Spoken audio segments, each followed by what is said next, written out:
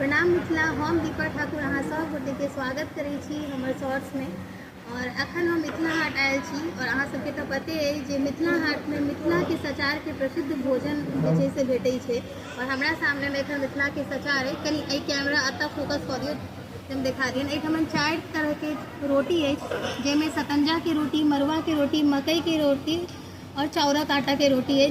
संगे अत देख लिया सन्ना है, आलू के अचार है, तीसी के चटनी है और ई मुरई के साग है। अब आबि जाइ छी, अहाँ सबके तो पते है कि लड्डू मिथिला के प्रसिद्ध मिठाई यानी कि मानल जाइ छै। संगे दूध बगिया है, दही है, मखान के खीर, सीजनल तरकारी भेटत अहाँ के। एखन शायद आलू कोबी है, अरकोच के तरकारी है, कढ़ी बड़ी है और भात दाल और एठमन बहुत रास तरुआ। संगे जे छै हम माछ ऑर्डर केलहुँ है, कियाकि हम माछ के प्रेमी छी। अहाँ सब अगर ई वेज थाली के अंदर आवे से अहाँ सब अगर चाही माछ के शौकीन छी हमरा जेना, तो माछो ऑर्डर कर सकते।